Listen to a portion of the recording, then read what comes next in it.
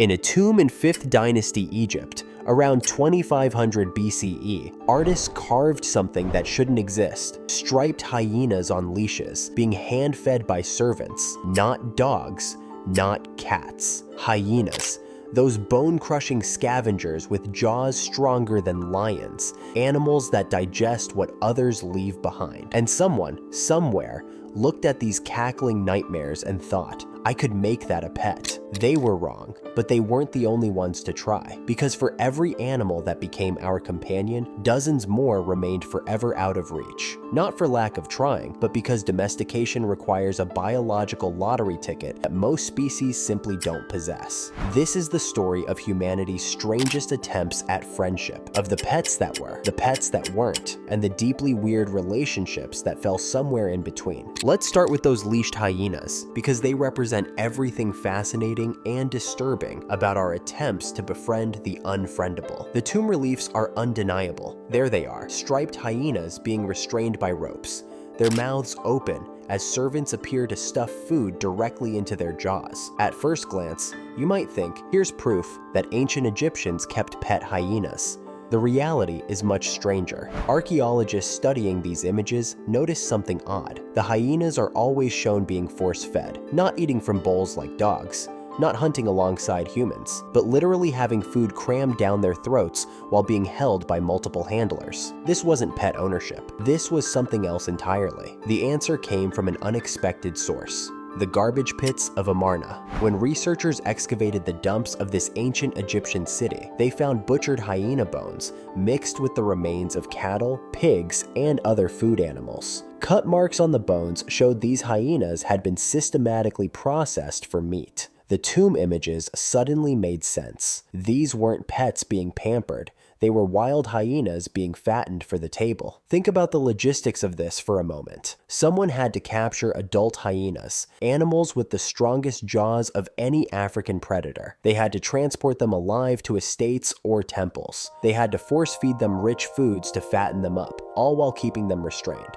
And they had to do this knowing that one slip, one moment of inattention could result in crushed bones or worse. Why go through all this trouble? Why not just hunt them? The answer might lie in the Egyptian concept of dominance over nature. Killing a wild hyena was one thing, but capturing the ultimate scavenger, the beast that feeds on what lions leave behind, and turning it into a banquet centerpiece, that was a display of power that went beyond mere hunting. But here's what's telling. Despite thousands of years of Egyptian civilization, despite countless attempts at keeping various wild animals, there's zero evidence that hyenas ever became truly domesticated. No hyena skeletons with the telltale signs of domestication. Smaller size, shortened snouts, juvenile features retained into adulthood. No hyena burials alongside humans. No artwork showing hyenas as companions or workers. Just these disturbing force-feeding scenes and butchered bones. The hyena experiment failed because hyenas lack the behavioral raw material for domestication. They're not social in the way wolves are. They don't have the hierarchical pack structure that allows one species to slip into the role of alpha. They're intelligent, yes, but their intelligence is geared toward competition, not cooperation.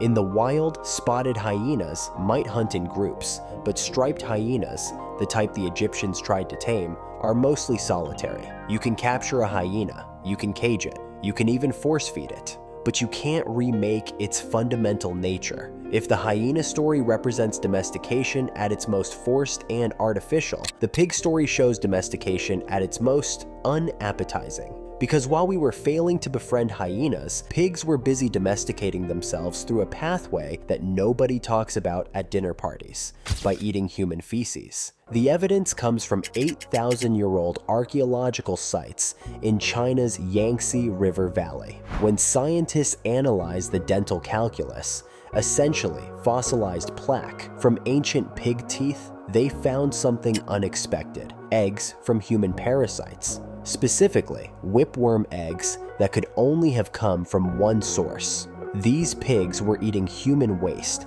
and they were eating a lot of it. This wasn't an accident or occasional behavior. The parasite eggs were embedded throughout the dental calculus, indicating a consistent diet. These early domestic pigs were living so close to human settlements that they had become our voluntary sewage treatment system. And before you get too disgusted, consider this. It was genius. Accidental genius, but genius nonetheless. Wild boars are opportunistic omnivores. They'll eat anything: roots, fruits, small animals, carrion. When early agricultural settlements began producing concentrated human waste for the first time in history, some wild boars discovered an ecological gold mine. Here was a reliable, renewable food source that no other large animal was competing for. Sure, it wasn't appetizing, but calories are calories, and the boars that could stomach this diet had a massive advantage. Over generations, these toilet pigs changed. Their brains shrank by approximately 1/3 compared to their wild ancestors. Their bodies became smaller and less robust. Their snouts shortened, their tusks reduced. Why?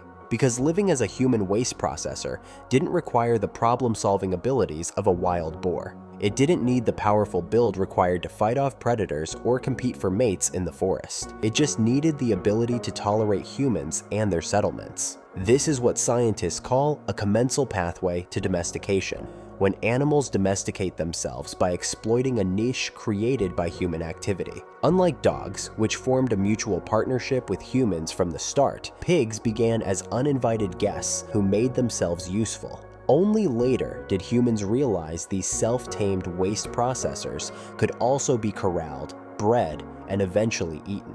The brain shrinkage is particularly fascinating because it challenges our assumptions about intelligence and success. We tend to think bigger brains are always better, that intelligence is the ultimate evolutionary advantage. But the pigs tell a different story. In the environment of a human settlement, being smart enough to avoid humans was actually a disadvantage. The smartest wild boars stayed in the forest. The ones just dumb enough, or perhaps just desperate enough, to approach human latrines were the ones that founded a dynasty. By the time humans figured out what was happening, the process was already well underway. These proto-pigs were calmer around humans, easier to catch, more likely to stay near settlements. It was a short step from tolerating the waste-eating pigs to actively managing them, building walls to keep them in certain areas, feeding them agricultural surplus in addition to their usual diet, selecting the friendliest, fattest individuals for breeding. While pigs were evolving through garbage and hyenas were failing to become palace pets, humans were achieving something that seems almost impossible: convincing apex aerial predators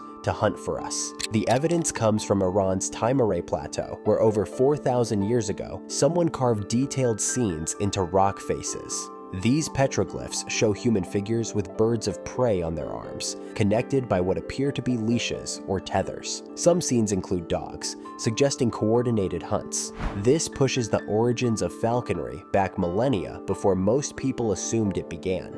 But here's the crucial difference between falconry and other forms of domestication. We never actually domesticated these birds. Not in 4000 BCE, not in medieval times, not today. Every falcon, hawk, or eagle used in falconry is essentially a wild animal that has been trained, not tamed. They don't show the physical changes of domestication. No shortened beaks, no juvenile features, no reduced brain size. They remain exactly what they always were: perfect killing machines that occasionally consent to work with humans.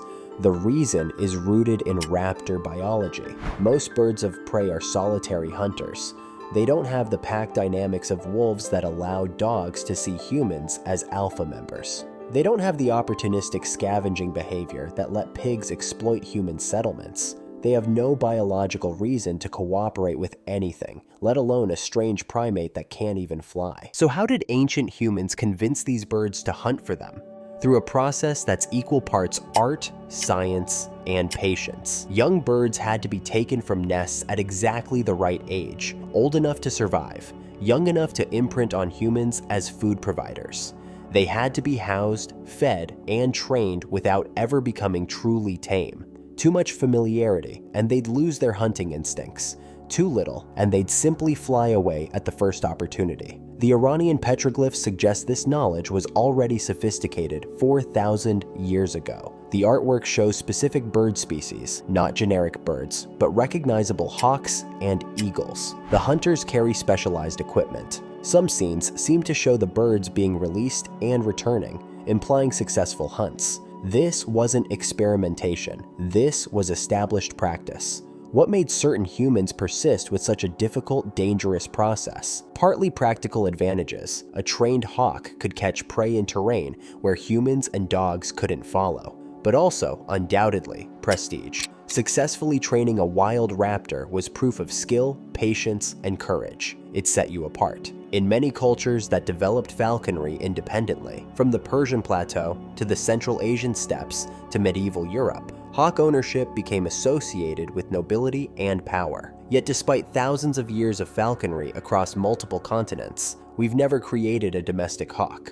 Every generation of falconers starts fresh with wild birds. Some are bred in captivity now, but they remain genetically and behaviorally identical to their wild cousins. They're living proof that not every animal can be domesticated, no matter how useful the partnership might be. Of all the strange relationships between prehistoric humans and animals, perhaps none is more enigmatic than our connection to cave bears. Throughout Paleolithic Europe, archaeologists have found cave sites with bear skulls arranged in deliberate patterns, bones placed in niches, skulls set on rock pedestals, long bones inserted through eye sockets. These weren't dinner scraps, they were installations, created deep in cave systems where humans rarely lived. The Drachenloch cave in Switzerland contains one of the most famous examples. Deep inside, past narrow passages that would have required torches and determination to navigate, researchers found a stone chest containing 7 bear skulls, all facing the same direction. Nearby, more skulls were stacked against the cave wall. The arrangement was clearly intentional, but its meaning remains opaque. Were these bears pets? Almost certainly not in any sense we'd recognize. Cave bears were massive. Males could weigh up to 1,000 pounds, twice the size of modern grizzlies. They were primarily herbivorous, but their size alone made them formidable. The idea of keeping one as a companion animal seems absurd, yet the careful treatment of their remains suggests something beyond simple hunting trophies.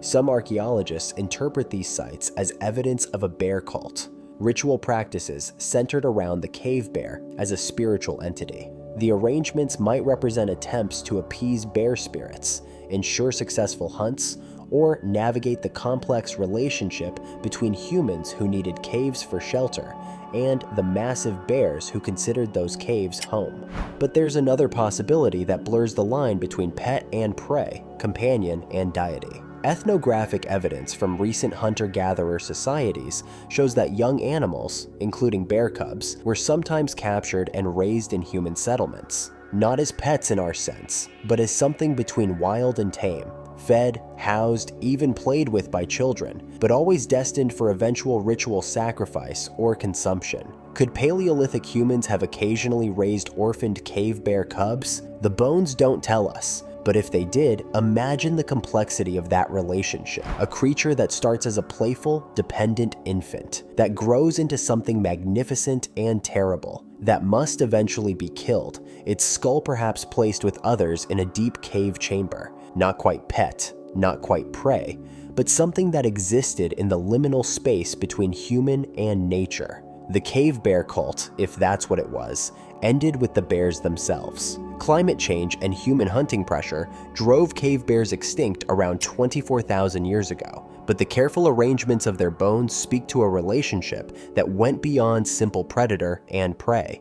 They were, perhaps, our first attempt to grapple with the divine in animal form. Before we had Portuguese water dogs and Pomeranians, we had failures. Multiple attempts at creating human-canine partnerships that simply didn't work. The evidence comes from fossil skulls that show clear signs of domestication, shortened snouts, crowded teeth, reduced size, but whose genetic lineages vanished without contributing to modern dogs. The most intriguing is the Razbojnicia cave specimen from Siberia's Altai Mountains. Dated to 33,000 years ago, this skull looks like a dog. It has the shortened face, the wider palate, the dental crowding we associate with domestication, but genetic analysis reveals it represents a failed experiment. This wasn't an ancestor of modern dogs, but a separate domestication attempt that died out, probably during the last glacial maximum when extreme cold made survival difficult for both humans and their would-be companions. A similar story emerges from Goyet Cave in Belgium. Here, 32,000-year-old remains show another proto-dog, another lineage that went extinct. These weren't wolves anymore. The physical changes prove some kind of domestication process was underway, but they weren't quite dogs either, at least not successful ones. What do these failures tell us? First, that domestication isn't inevitable. You can start the process, select for friendlier animals, breed for specific traits, create genetic isolation from wild populations, and still fail. If the human population crashes, if the climate shifts too dramatically, if the selected traits don't quite mesh with survival needs, the experiment ends. Second, they reveal domestication as a numbers game. The successful domestication event that gave us all modern dogs happened in Siberia around 23,000 years ago. But it succeeded not because it was the first or the best, but because it happened at the right time and place. The human populations involved were large enough and stable enough to maintain the breeding population through climate catastrophes. The dogs they created were useful enough to be worth the resources they consumed. Think about what was lost with these extinct lineages. Each represented thousands of years of selection of humans and proto-dogs learning to live together. The Razboinicha dogs might have had unique traits. Perhaps they were better at certain types of hunting, or had different social behaviors, or were adapted to specific environments. We'll never know. Their evolutionary roads not taken, partnerships that almost were. But for all the failures and false starts, for all the hyenas that remained wild and the bears that stayed mysterious, something profound did happen between humans and animals in prehistory. We learned to care. The evidence comes from a grave in Bonn Oberkassel, Germany, dated to 14,200 years ago. It contains two human skeletons, a man and a woman, buried with grave goods, and a dog. Not dog bones scattered around as food remains, not a dog skull placed ritually, a complete dog skeleton, positioned carefully alongside the humans. But that's not the remarkable part. When researchers analyzed the dog's teeth, they found evidence of canine distemper virus, enamel defects that only occur when a puppy survives this usually fatal disease. The pattern of damage showed the dog had been sick for weeks, maybe months. In the wild, distemper is a death sentence. This dog survived because humans nursed it through the illness. Think about what that means. 14,000 years ago,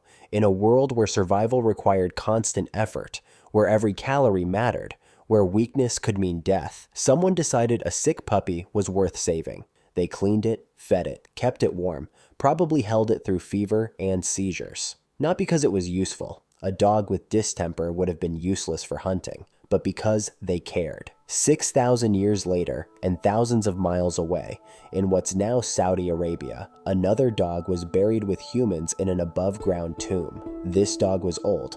Analysis showed advanced arthritis in multiple joints. In the wild, arthritis means starvation. This dog lived to old age because humans provided for it after it could no longer provide for them. These aren't isolated cases. As we examine more prehistoric dog burials, we find similar patterns. Dogs with healed injuries that would have required human care. Elderly dogs that outlived their working years. Puppies buried with the same grave goods as human children. The relationship had transcended utility and become something we can only call love.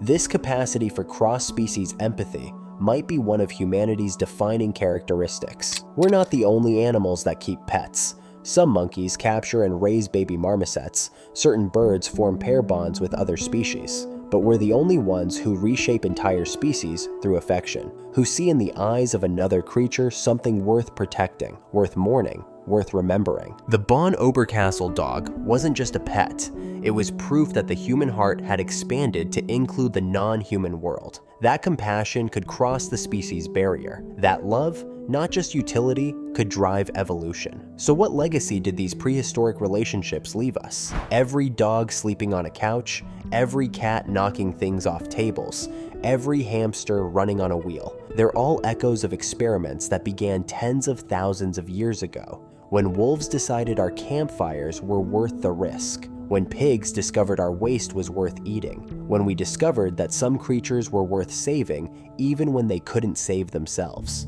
But perhaps more importantly, These ancient partnerships shaped us. The groups that succeeded in domesticating animals gained massive advantages. Dogs gave us better hunting, better protection, better survival rates. Pigs gave us reliable protein. Even failed domestications taught us about behavior, genetics, and the limits of control over nature. We became who we are partly through these relationships. And the failures? The hyenas that wouldn't be tamed, the bears we could only worship, the extinct proto-dogs, they remind us that domestication was never inevitable. For every species that joined our journey, dozens more remained forever wild. Not every animal has the biological lottery ticket for domestication. Not every partnership is possible. Today, when we look at our pets, we're seeing the survivors of a grand experiment that began in the Pleistocene. They carry in their genes and behaviors the legacy of countless negotiations between wild and tame, human and animal, control and cooperation. They are living artifacts of humanity's first attempts to share our lives with other species.